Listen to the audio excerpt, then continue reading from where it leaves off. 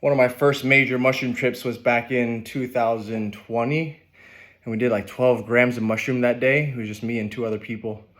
And I was just resisting it so bad. Like the medicine was kicking in, and I just didn't feel much. There was some sort of buzzing, some sensations, but I was picturing like that 70s show. I was expecting psychedelic colors, patterns, seeing some gods and some deities, like just something. I didn't feel anything. I was already smoking a lot of blunts and joints, and I was just in this state of like darkness. I was in this place of like existential crisis, identity crisis, not knowing who I was. And I was just stuck on this place of like, I left working with my brother in 2020, and all that left out of that meeting was like, you don't deserve to tattoo. I put you onto it. Why don't you find another career? You should laser off all your old tattoos. You should give me 25% for life. My business manager borrowed $70,000 from me. I was $120,000 in credit card debt. I sold both my houses in Las Vegas. I moved back to New York. I was living with my in-laws for the year just to figure out like, what did I want to do? Where did I want to go? Did I even deserve to be tattooing? Did I not earn this through my own merit? And I had a client who gave me chocolate mushroom bar. And I was just terrified of mushroom psychedelics. I thought I was honestly going to kill myself if I took any of that. But the feeling that I was going through, anything was better than that. So I gave it to a friend who put me onto mushrooms. He's been doing it for a long time. And I just remember going into like 12 grams, not being able to speak, not being able to articulate my thoughts. And, he went away for a little bit, and I just left. I left all my stuff at his house, my cell phone. I took my phone with me. I left my camera, my keys, my water bottle. I left everything there. And as soon as I got out of his house, I was just looking around and trying to find my car. I was like, where am I? And I looked at a license plate. I was like, New Jersey. All right, I'm in New Jersey. Where's my car? And I was looking left, looking right. And I was like, I think my car is that way. So I walk over that way, and I'm walking. And I find my car. I was like, oh, that's my car. It's a white Tesla. So I get in my car, and I touch the steering wheel. I go, oh, that's my car. This is my car. And Tesla has this thing where you can swipe down on the screen, and it navigates home. So it navigates home. I go, oh, perfect. That's home. And I reverse. I go, I know how to drive. And it's not a good time to be driving while you're on mushrooms. So I'm just super slow. I'm super cautious.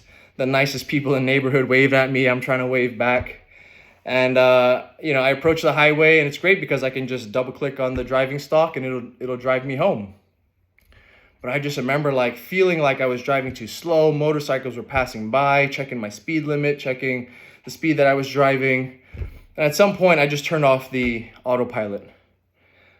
I don't know why. I was like, I'm just going to turn it off. And I couldn't read any of the signs. Like my ability to read was just gone. So I just pulled over on an exit. I was coming somewhere from New Jersey. I was living in Brooklyn at the time. And I just pull over somewhere. And I'm just driving, and it's stop and go traffic. And I'm just looking around, and I'm like, this is not the neighborhood I want to be in. It's some hood, and I don't belong here. Everyone's looking at me. Everyone's looking at the car. And I just keep driving until I just find nicer neighborhoods, nicer houses. And eventually I stopped in front of someone's house, and I looked, and it looked like my car. Well, at least my old car, my white 4Runner. So I went to go approach it, and like, I just didn't know what to do. Like, I was just out of my mind at that time.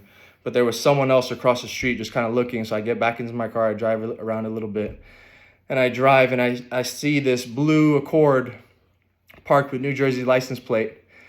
And I was like, oh, that's Brian's car. I know Brian. Brian lives in New Jersey.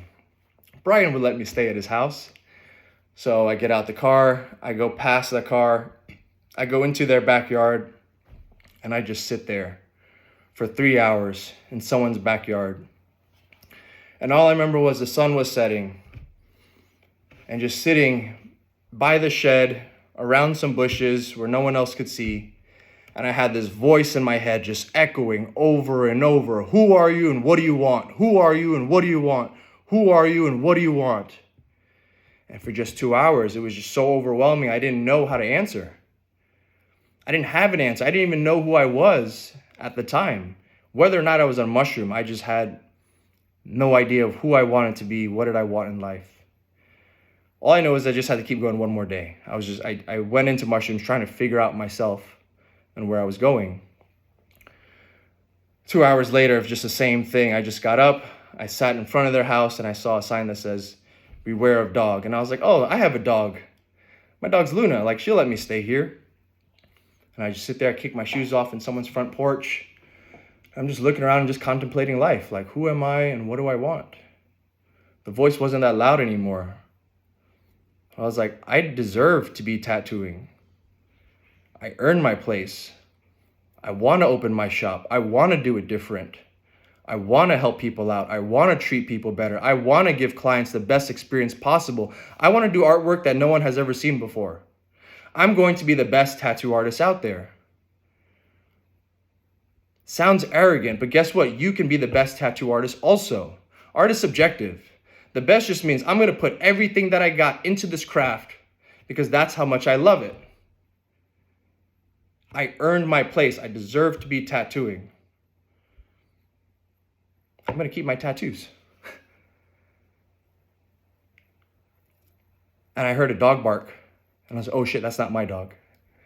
And I just realized, I was like, I'm not even home right now. I still have to get home. So I get back into the car, swipe down, about 30 minutes away. Saw some missed calls from my wife. And on my way home, I get home and I just see the look on her eyes and my mother-in-law. My wife knew what I was doing. The mother-in-law, not so much.